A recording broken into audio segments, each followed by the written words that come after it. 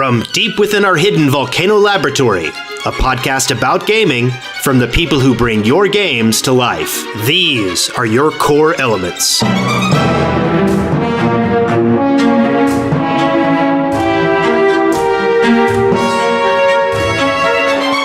Core Elements, episode 64, recorded on June 12th, 2014.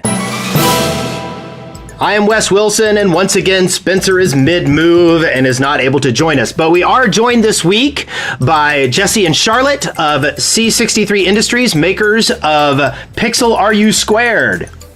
Hello. Hello. Great to be here. And I'm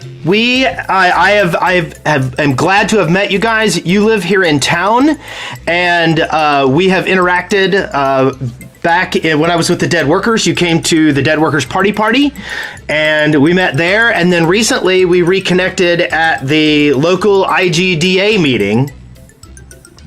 Yep, Independent Game Developers Association. And we have been kind of interested in building that back up in Huntsville again, because we have a surprising number of game developers in this town. Yeah, I guess that's to be expected where you have people that are programmers, which we do. Well, why don't you tell the audience about your game a little bit? All right. Go ahead. Okay. He has a good pitch. So, the pitch is you play as a pixel, you travel through image files, you have to change a color to get through different barriers that are stopping you and keeping you from proceeding further. You have rogue pixels also trying to stop you. They're shooting at you. You shoot at them. You shoot at them with the opposite color to turn them white, because a white pixel is a dead pixel. And on top of that, because it takes place in a virtual world, you have all sorts of gravity play going on where you can flip upside down, you can rotate to level, the walls becomes the floors and stuff like that. And I did get to try it out. You were nice and give me a code, and I assume we're probably going to give away a few codes in the middle of the show at some point in time. So do please keep listening. But it's very interesting, and you've got a really fantastic soundtrack. Yes, our soundtrack was made by a friend of ours, DJ Synther. He is actually up in Canada. Excellent. And you guys were at PAX East this year. What, how was that? What was it like going to PAX East? That was amazing. PAX East was so crowded. I'm not sure what the exact number of people was. There's like 60 to 70,000, but it was like there were times on the showroom floor where it was just shoulder to shoulder people. And we had a little booth in the corner, which we felt fortunate to get, and had just nonstop people coming by to talk to us, to play the game. We have a PC case that's a moving train, and we had that set up, and lots of people would come by and be curious about that. So it was fun. Did you have any games that you felt like were really spectacular that you were interested in seeing? I was really excited to go play Mugenics. I actually as your privilege is being there for booth, I was able to go into the show early one day and just go over there and play that, which I probably wouldn't have been able to do during the day. It probably would have been too crowded. So I was really happy to get to try that and play it on the Steam controller. And the people at the Team Meet booth were super nice. Yeah, we probably talked to them for about an hour while we played Mugenics, and it was a fun game. They had a nice little setup. And you got some really excellent press when you got back, and you were showing it off at our meeting. That was what's it like getting really good press about your game?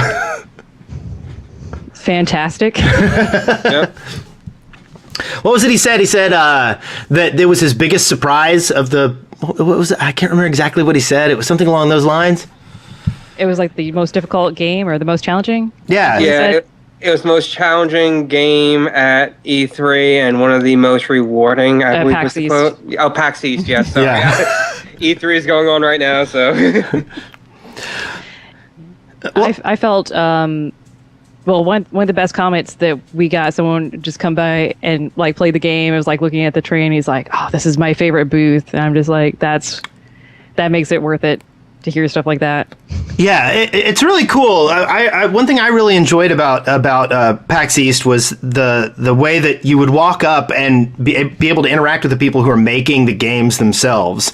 There was a wall of of fans around them, but there were not physical walls preventing you from interacting with the people who have their hands directly on the games that you're playing.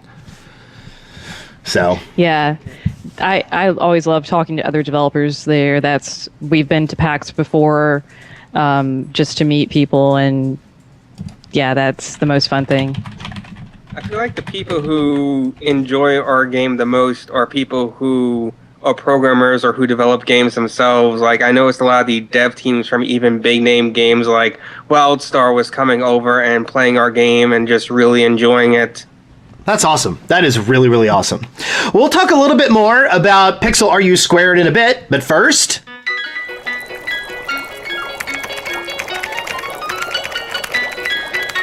Lab notes. Okay, so I wish I could say I've been playing a lot of games. I kind of have been in a game developer or a world myself. Mostly what I've been playing this week is Minecraft. And the reason that I am is that last week we released a bunch of new mini games on Play Minecraft, and I have been digging into those, as well as I have started playing some more modded Minecraft with the Crack Pack. And it's really weird because you get used to kind of stepping away from a game, and then all of a sudden you start finding some new interest in it. It's also weird because with the modded Minecraft, I had stepped away from it for a long time. And a lot of these changes had occurred with the mod. And so it feels totally alien again. I mean, I understand a lot of the basic concepts behind all the industrial craft and all that kind of stuff. But this week I actually went and invaded the opposing team's base in order to scan their machines with my magical little scope thing, and because you get points for scanning items with the little magical dealy bob, and I walked into this room and it was filled with display cabinets of weaponry in Minecraft. And so I'm walking through and I have a wand. That's it. That is all I've managed to build. And all these people have like cases and cases of guns. And then I got to this other room and I said, this is a weird room. What is this? And then I looked at this computer that was sitting out, and it was a nuclear silo with launch capability. And I'm going, I am horribly outclassed here with this wand in my enemy base. They had like friend or foe capable mounted turrets on their base that could tell if good guys or bad guys were coming in based, like you could program in who was allowed to come in. And I'm walking around with a wand that I can't even shoot fire out of it yet. Wow, that kind of stuff makes me want to play Minecraft more, because I love the open world type stuff. Like Gary's Mod has always been one of my favorite games. Yeah, and that's something else I've been meaning to dig into, because a lot of the Minecrackers have been doing weekly Gary's Mod things. They've kind of put down certain other PvP aspects and just been doing the Gary's Mod stuff. And so I really need to dig into that. But at the same time, like, I also have been working on POC. I have PlayOnCon coming up in a couple of weeks, and that's got me digging pretty hard into it. And then also with the new mini games coming out, we had thousands of new players on Play Minecraft, and running the support team with that is really kind of horrible, because I don't know if a lot of people have ever tried to run a moderation team for an online server, but the number of people hacking is really unbelievable. And then, in addition to that, they all claim it wasn't them. It was their brother, their cousin. It was someone else who hacked their account. What was the recent vulnerability in the websites? Heartbleed. Somebody claimed that somebody stole their Minecraft account because of Heartbleed. And I'm like, if someone had access to Heartbleed info, they would not be stealing your Minecraft account to go and cheat on a PvP server. They would have raided your bank account. They would have done all kinds of amazing things. They would not have gone to cheat on a Minecraft account. So you can tell this person is like 5 because that was their excuse. Yes. and then when I do finally say we're not letting you back on, they're like, please, I promise, I'll be good. And I'm like, I don't know you. I can't. You've been caught cheating. One guy's like, yeah, well, I just got bored and I won't do it again. I promise. I'm like, you're gonna get bored again. There's gonna come a time where you no longer. Yeah. I don't. It's mind-boggling. Just playing around, do it on your own server. Don't go on a public server to be like, oh, I just wanted to test out this hack and see if it works. Yes, of course it works. Don't do it. And then people are like, well, I was stuck, and so I needed to fly out. And then I'll go and look at the video evidence that they got presented to get them banned, because we don't act on accusations. We don't even act on moderator eyesight. We act on video evidence. The moderators even have to capture video of the people breaking the rules so that we can file it and we know this is what they did, right? And people be like, oh, I just needed to fly to get out of this hole in the ground. I'm like, oh, well, this video shows you flying over, swinging swords at people and doing this and doing that. And then, oh God, the foul language and the homophobic slurs, and it's delightful. Everyone should become a moderator at least once so they can see the dark underbelly of their community.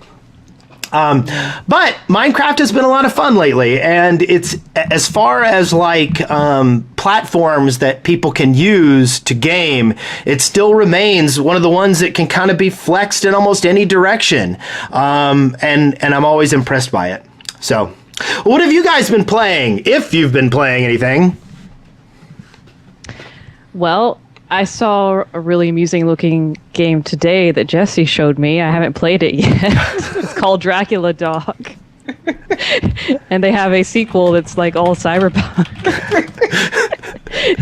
It's a free Windows game. I don't know what it was made with. It was like someone made it as a class project or whatever. And you can just Google for Dracula Dog and you'll find it. That sounds amazing. Someone told me last night about an RPG called Off. That's OFF, which is also free. It was something that someone made with RPG Maker, and then it was originally done in French, and then I guess a fan translated it to English, and it's a very weird RPG. It's like the world becomes progressively creepier as you go through it. So I haven't really played either of these. They're just games that people showed me, and I'm like, oh, that looks interesting. I've been too busy to be at home playing games lately, so I haven't really done much in that area. What about you, Jesse? Pretty much the same. The last time I played some games was at PAX East. Wow. Now, everybody jokes around about this because, when you're making games, you never have time to play them. Do you feel that is the case? Like when it comes time for you to want to play a game, do you is it like a guilt thing? Or are you like, I need to work on my game instead? Yes. Sometimes. I also remember it's important as a developer to play games so that you know what's going on, what other people are making. So I try to make myself do it occasionally. One thing I was doing was playing Counter-Strike Go. I try to get together like a little team locally to play that, although that's more of, I guess, trying to stay in touch with what's happening in the esports community and just like a stress relief thing. So I like playing first-person shooters. So that's pretty much the only thing that I play regularly. Well, okay. Just to show how far behind on games we kind of are, we both pre-ordered BioShock Infinite. And we have not even started it yet. Like barely started. And I'll tell you, we've debated that on this show many, many times. I think it's excellent, but it's got some inherent flaws. And Spencer never finished it, I don't think. I think he put it down and was like, I just can't. I can't even. So we shall see. Well, okay. Well, that was a quick segment on what games we've been playing.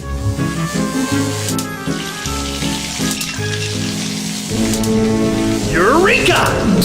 Ow! So probably the big news this week is E3. I kind of wanted to ignore it because I get deep-seated, coveted feelings about wanting to be there when I watch it, and so I kind of skipped it. But then I started seeing Sony tweets going out, and I am at my core really excited about the angle that Sony is taking its business model right now.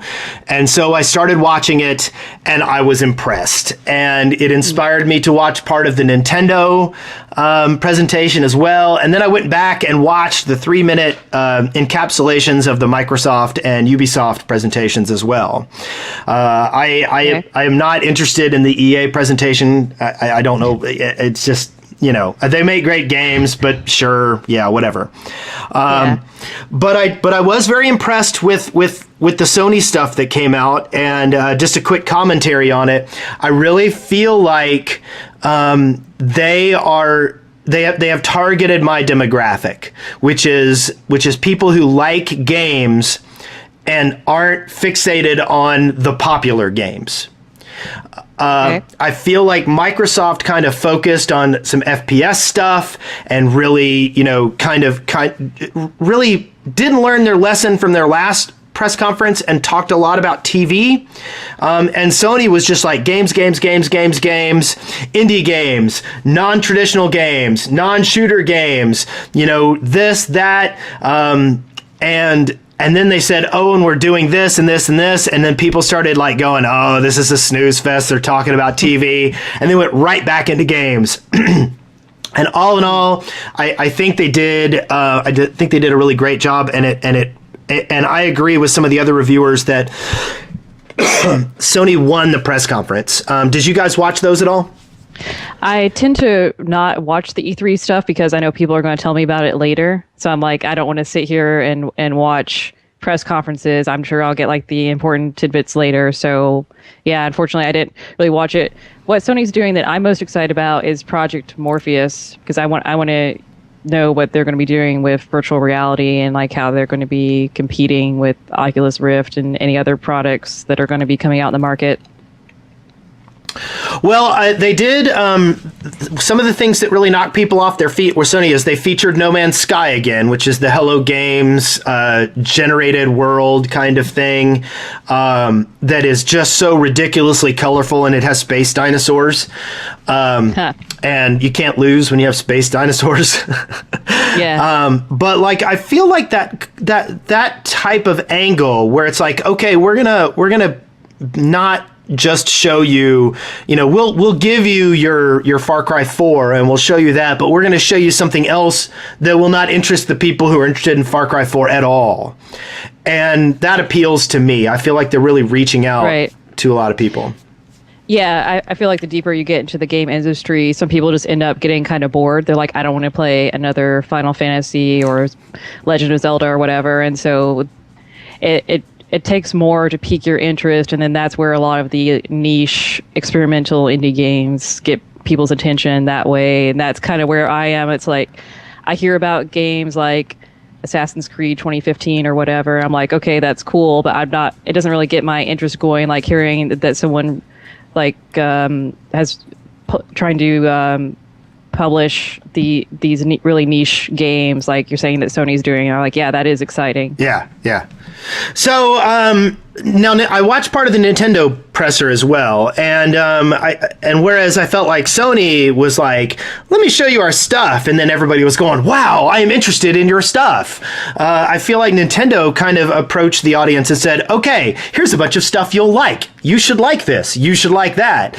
And it's not that I wasn't excited about it, but I kind of felt like they were trying to forge my interest in it, which I think is what Nintendo has been trying to do. I don't necessarily think they're responding to their audience as much, and I think there's some pluses and minuses there. And I know a lot of the Nintendo people were really excited about the press conference because they announced a lot of products that were, really appealing to people. The new Zelda, a new Mario Party,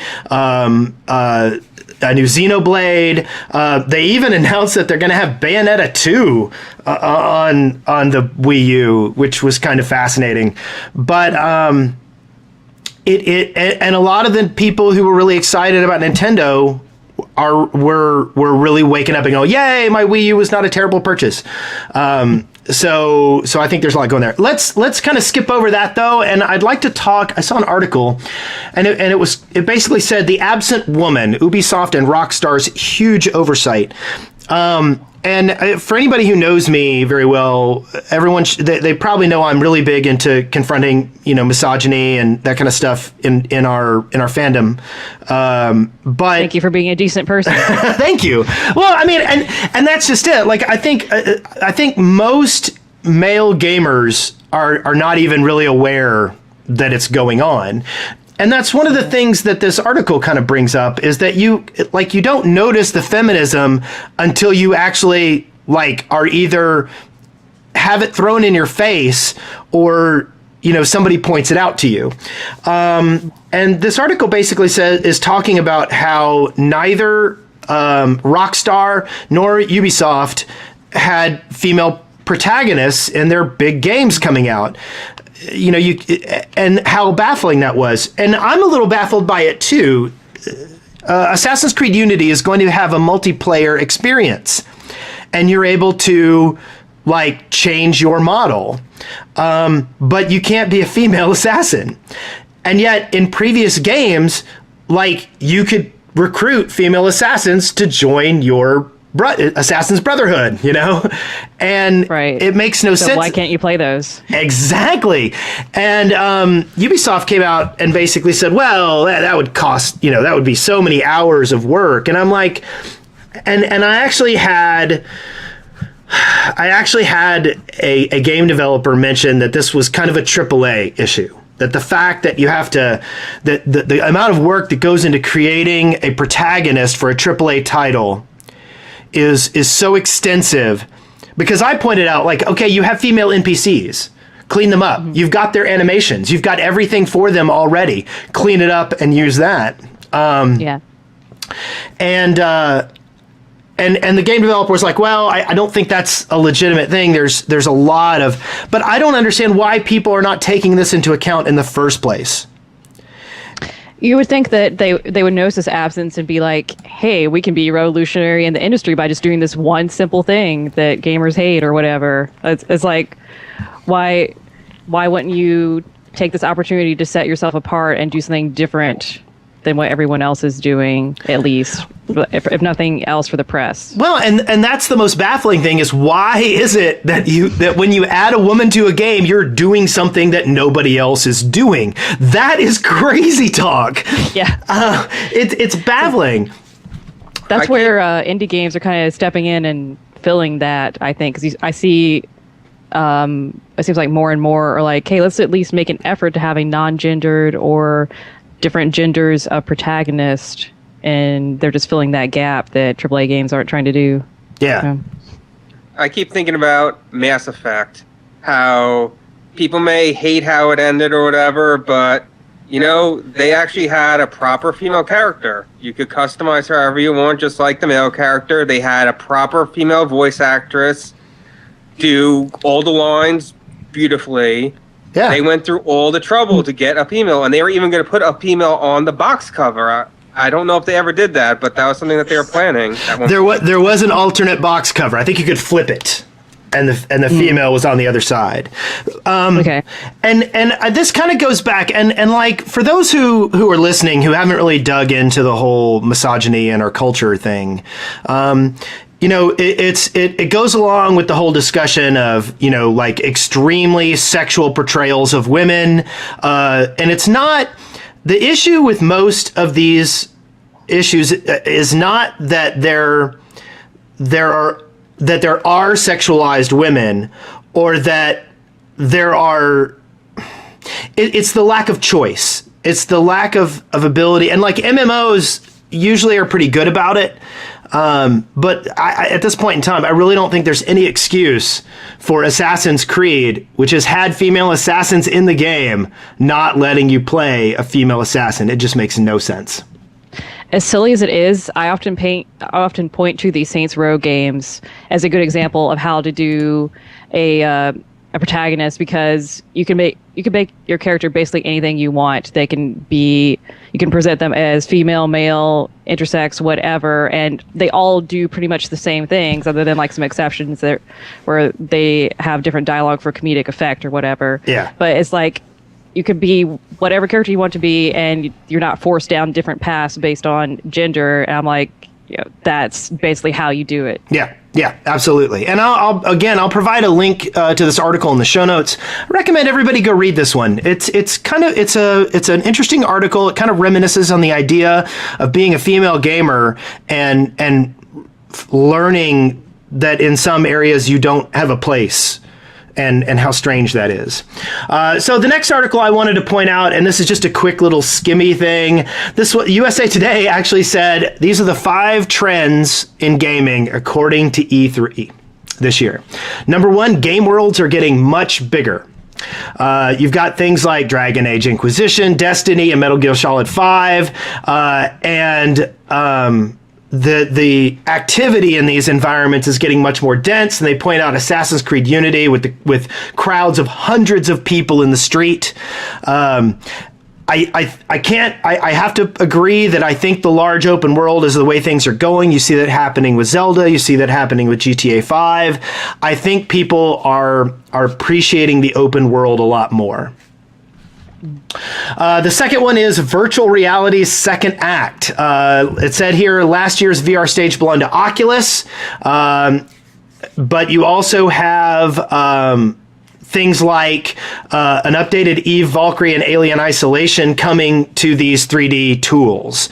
It's really exciting. Yeah, I think especially since Alien Isolation has been getting such amazing reviews for being like really, really scary. I think scary and VR will be a truly unbelievable connection. Next is the rise of the toy game hybrid. I think this is kind of silly, but basically, Activision's putting out a new Skylanders title. Disney Infinity is bringing in Marvel superheroes, and now Nintendo is basically kind of having stock figures for all their games. So like if the games will have the ability, like if you're a game designer, you'll have the ability to use the Nintendo toy line with their little Mario and their Samus figures, and store information in there and level up your character and things like that. It's kind of interesting, but I don't necessarily think that's a rise of a trend. Have you guys poked around with the Skylanders stuff at all? Yeah, I was curious about it because I'm just curious about RFID and NFC stuff. Fun fact, I have an NFC chip in my hand. Nice! Skylanders has really cool tech. Yeah. We were both very fascinated by it just from the tech standpoint. These little figurines that you put on, little stand that reads and writes to it. It's just this really neat, awesome toy that turned into a video game toy, and even the backstory is they're trapped in these little figurines. It's great for a little kid. Yeah. Oh well, and it's funny. My kids they pull out the figures and play with them everywhere. And at first I was like, I can't believe I'm paying, $7 for one of these figures. And then I remembered all the Star Wars figures I had as a kid, and they didn't have computer chips in them. So I don't feel bad about buying these little game figures. And then there's 2 more, and I'm just going to skim over these because these are kind of lame. Number 4 was Better with Friends. You've got Assassin's Creed Unity being in multiplayer mode. You've got The Crew. You've got Yoshi's Woolly World. They're trying to do a lot more multiplayer stuff. And then the last point, which is actually kind of interesting, is that while there are a lot of titles coming out this year, a lot of E3 was focusing on 2015 releases. It seems like they're trying to build hype for games that are really far in the future. I'm not sure that's the best plan. So you didn't watch the E3 press conference, right? No, I did not. Most of it was, here is beta footage. Really early in development footage. They had Mirror's Edge in there, and it was very early prototype footage. and they had this for almost all their games on their press conference. And they're like, this is stuff we're showing for like 2 or 3 years from now.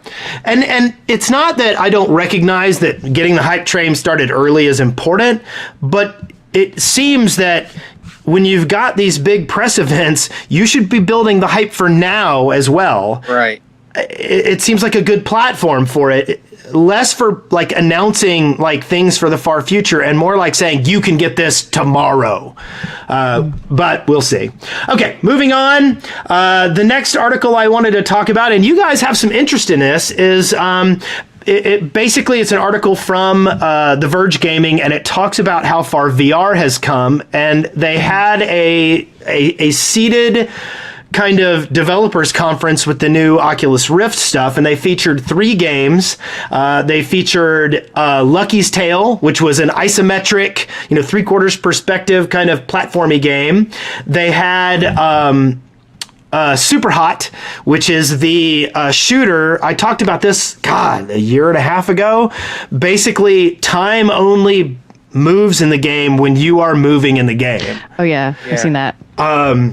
And it's really kind of cool. And then the last thing was they had Alien Isolation, and everyone thought it was fantastic. But they also featured all of these as kind of a seated experience, as opposed to a motion sick, swing your head around, look all over the place kind of thing. It was a little more intimate and a little more like, and this article mentions that, your suspension of disbelief can get broken a little bit if you are walking, but then you reach out to kind of touch a door and you can't actually touch it. Now, you guys have an Oculus development kit, don't you? Yes. Yes, we have the development kit one. And you guys have got your game working in that environment. Yeah, we have stereoscopic 3D support, which is what the Oculus Rift uses. And how do you feel that there's going to how gadgety do you feel like this is, and how serious do you feel like this is? I feel like it's very serious that the developers behind Oculus Rift are serious about bringing VR to the masses. By their final product, they say they want to be as cheap as a cell phone or cheaper, and everyone can afford to buy one. It looks like they're probably going to work on Android support because they're hiring Android developers. They want to really bring this out to where everybody can enjoy VR games, which is going to be interesting. I don't know if people will go for so much having an enclosed VR experience, but if they could eventually get to a point where people can just put on glasses or something, that might be more appealing. But I'm excited to see what they do, especially since they're going to be working on their own massive open world game as well. That's part of what they're doing through the Facebook acquisition, and I'm really curious about where that's going to go. Yeah. So anyway, I'll provide links to that in the show notes and check it out. The last thing I wanted to announce is that Good Old Games, now known as GOG, has announced they are doing a DRM free digital distribution service akin to Steam. Basically, they're going to be selling games that you can purchase, and if you want to be logged into your GoG Galaxy account, you can be. If you don't want to be logged in, you don't have to be. You do not have to log in to activate your game or anything like that. If you want to record your achievements in the game on your GoG Galaxy account, you can, but you don't have to. And they're basically saying, look, we just want to sell you the game, and if you want these other tools, you can use them, or if you don't want to use them, you don't have to. And a lot of people are excited about it as the first real competition to Steam. I'm still curious whether Steam needs competition, whether it's healthy for a digital distribution service to be competing, when some of your friends are playing on one digital distribution service and some are playing another. I almost think that might hurt the general well-being of the entire gaming experience. It does. Actually, I've heard that one of the most common things that determines whether someone buys an Xbox or a PlayStation or whatever is what their friends have, because that is really important, especially for people that are doing competitive games. They want to be able to play against their friends. So if we have all these different digital distribution services, they're not talking to each other, that's going to be an issue. Now, the article that I have reports that that GoG Galaxy does play nicely with Steam. We're not really sure what that means yet. It might allow people to play across platforms. Not really sure. But the other thing that was mentioned in the article is that they are going to be, it's going to be curated. It's not going to be like there was one article that kind of lamented the state of the Steam Greenlight stuff and the early release things. And that this is going to be heavily curated, so you don't have to worry about that kind of stuff. So, I mean, I guess there's some value there, but I'm still not sure it's not just redundant. So I don't see this as actually going to take off, and here's my reasoning behind it. It's DRM free. The reason Steam is a success is because not only is Steam its own DRM platform, but Steam allows other DRMs on it as well. So a company like Ubisoft can have their own DRM as well as the Steam DRM. Then on top of that, then you have people who go to Steam because, like, hey, I want to buy a new Assassin's Creed game, therefore I'm going to go buy it on Steam. If they don't want to buy it on Steam, there are other platforms they can buy it on, but all of them still have that DRM. Even Humble has the Ubisoft DRM on it. But Ubisoft cannot be on good old GOG because GOG is 100% DRM free, and therefore Assassin's Creed is never going to be on GOG. And unless people want to start splintering into a whole bunch of digital distributions, they're going to end up being like, well, all my other stuff is on Steam, so I'm going to go be on Steam as well. Like, this is just purely not even like, what are my friends playing on? This is just, all my stuff is on Steam already. I'm probably just going to stay on Steam. And even if I'm just like a new person who's just like, hey, what do I pick now? I'm going to pick what has the games that I want on it, which is there's probably plenty of AAA games that you're going to want, and all of those are going to want DRM. Right. GOG is not going to get a lot of the DRM, a lot of the games that are AAA because they're not going to want DRM, and that is going to hurt them very much trying to compete with Steam on something like this. Yeah. I feel like for indie games, like, we already have great solutions. Humble Bundle, Humble Store, Humble Widget, all of that is great. Indie Game Stand is great. I don't really see a need to replace those services because people can go there and they have awesome sales. They have all kinds of games you can't find elsewhere, and you can get Steam keys and Desura keys for them. So it's like you don't really need anything else. So GOG was I was going to say, GOG was a great niche service when it was good old games, and they're focusing on just old games. Now they're trying to compete with services like Steam, and I don't think they're going to be able to that well. Well, I'll be interested to see if it's really a competition. It might be a complementary service, and I think if they kind of go that direction, it might be a positive thing.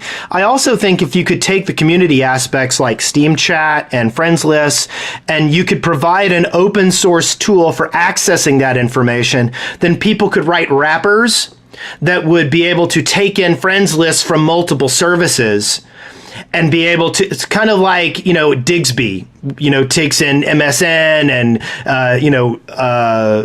MSN Messenger and I can't even remember all the stupid chat clients' names anymore because I don't use them anymore. But ICQ, ICQ, right? ICQ, that was it. That was a thing a long time ago. So anyway, I think there might be some area there, and we might end up with that kind of stuff. But let's move on. Inspiration. So how did you guys get into indie game design? What were sort of the first steps that made you think, this is where I need to be? We wanted to make games, and just doing it, learning to program and jumping in and doing it yourself is the best way to do it, I think. Like, that's how you learn. That's how you get out there and get to work on what you want to work on. That's what we did. And what what was it that sort of inspired you guys? Like when was the point where you said, I think I want to do games?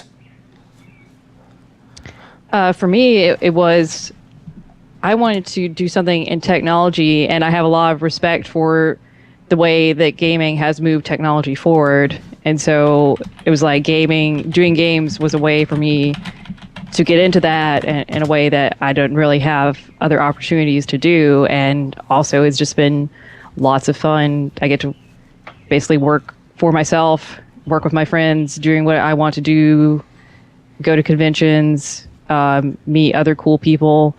It's like, other than the struggles of having a small business, there's really no downside to it. I've always wanted to make games. I think the first game I ever made was on an 8086 in Prologue. Nice. And what were you doing with that? It was something like a simple Space Invaders type game, and I was used like the yen symbol as the spaceships. Nice. Little text. Nice. Yeah, I remember when I was a kid, the way that you didn't buy a whole lot of games to put on computers. You would buy magazines, and they would have the code in the back of the magazine so you could program in a game all on your own. I always kind of liked the idea of designing games and that kind of stuff, but I also I had really short attention span, and I couldn't focus very hard on the programming side of things. There's a big learning curve to it. The best advice that I heard from someone else is, if you're not already a programmer, you want to make games, you have to just keep working at it until you become better, and then you'll learn to love programming.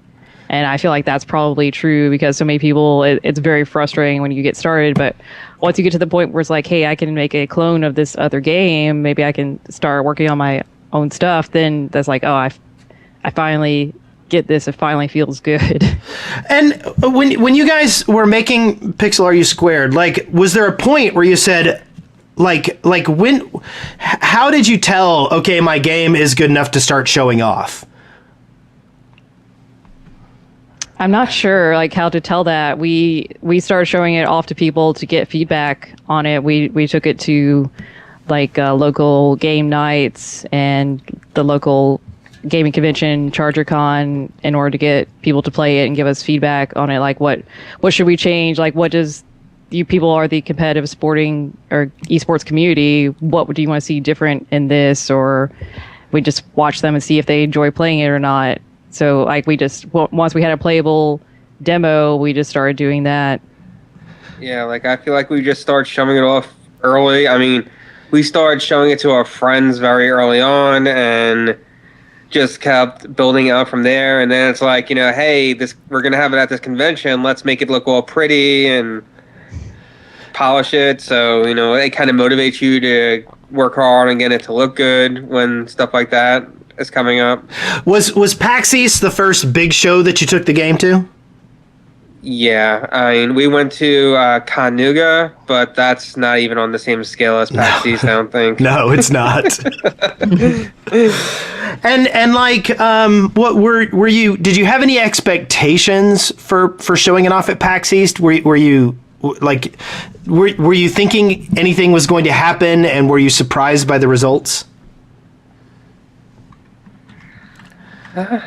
Did you think that did you think you would be dismissed? Did you think you were gonna? I don't know.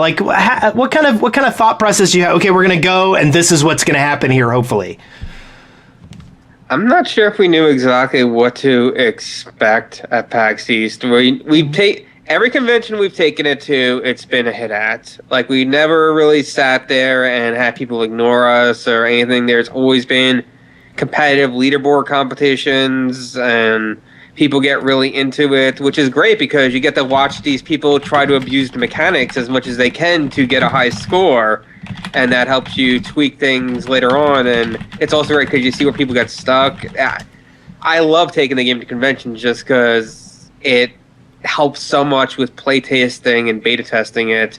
And when we took it to PAX East, I think we just had the same, it's probably going to be the same kind of thing. And yeah, it just was on a much bigger scale. I mean, there was intense leaderboard competitions there as well, where people were getting really into it, and we had GX Gaming provide us with some prizes to give away, which was awesome. Mm-hmm. That is really cool. When you're playtesting something yourself or having your friends do it, it's like you get too used to the game and you can't you can't see it as an outsider as much. So I love it. Like last weekend, we took the game to HamaCon, which is a local anime convention, and we have lots of kids there who are like seeing this with fresh eyes and can give us that perspective of, okay, what does someone who hasn't played very many games, has never played this game before, what do they get stuck on? What would they like to see different? Do you, and I've had this conversation with other game designers, I feel like nowadays the willingness to accept more rudimentary graphics is really providing a lot of positive feedback for games that are more into the way the game is played other than how it looks. Have you guys, like, when you guys were thinking about how to design your game, like, did you ever think about going more high res and deep into it? We kind of like the minimal style. Yeah. Like, we feel like it gives a pure, clean experience for people that are into trying to get the highest score or doing a speed run in a game. It's like your character is a pixel, it's a quad, so it is the hitbox, so there's no confusion with that. Yeah. So that helps for that experience. And like, I just like a minimal art style. We had considered things like, should we allow people to customize the like put sprites into the game, basically, like to put it, if they want to make their pixel look like something, but that's something that we haven't really done other than just we've explored thinking about it. And you guys are working on making your game open source, are you not? Yes. Yes. What was your... Go ahead. I was gonna say we're in the process right now of just cleaning up some of the code, and then we're gonna put it all up out there on Bitbucket for people to download and use themselves. We want people to be able to use our engine and make their own stuff with it, because the engine is not limited to the pixel graphics. It can be used for something with sprites or more complex stuff. Very cool. And like, you guys are still in alpha, correct? Alpha, beta, depending on your terminology. I mean, technically, beta is supposed to be, this is what we're going to release. Yeah. That's technically what beta is supposed to be, but no one ever uses it like that. Yeah. So I would say we're beta. Some would say we're alpha, but we're somewhere in there. So still in development. Yeah, I hope to be done in a few months. That we have some polishing to do on the engine and game mechanics, but that is largely done, and now it's more putting in content, putting in some cosmetic changes. Okay, well, cool. Well, I think that, is there anything else you guys wanted to talk about? Oh, wait, I wanted to ask a little bit more about how you're working with the Oculus. Like, how hard is it to port your game into that environment? It was actually... So, the engine had some issues with it just because we didn't really have a way to render two cameras at once effectively, especially with how the levels rotate. It was kind of messing some things up. But once we got those bugs out of it, all it really took was just putting two cameras on the screen, and there we go. Like, you just put them a little offset to each other, and it worked.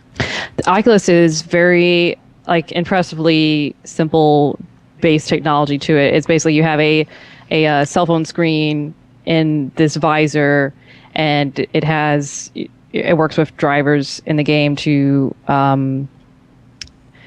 like you mirror the image and slightly offset so it looks 3D to you. And this is something that I've seen people have actually done things like you can do this on your own cell phone or your own small screen if you want to. So this is like a really simple concept at its core. Right. Well, excellent. Okay, well, we do have some game codes to give away. I have 5 keys. If you would like to get a key for Pixel Are You Squared, just toss us an email or give us a phone call, and I would like to give this to you. We have I would like to hear what you think about the show, what kind of guests you would like to have on. If you get a chance, go and leave an iTunes review. We need all the iTunes reviews we can get. It might sound overly simple, but believe it or not, there is still a large podcast audience that is accessing podcasts through iTunes. And so any review there will help. Also, if you would, go check out my Loot Crate. Go to lootcrate.com/Wes Wilson and sign up. I should have a new unboxing video coming out soon, and I am hoping to show that off. And you can help support me and support the show. And other than that, I think we're pretty much done. I don't have a guest booked for next week. I have some feelers out. We'll see how it goes. In the meantime, Jesse, Charlotte, thank you for joining us. Thank you. Thank you. And we look forward to hearing more good stuff about your game.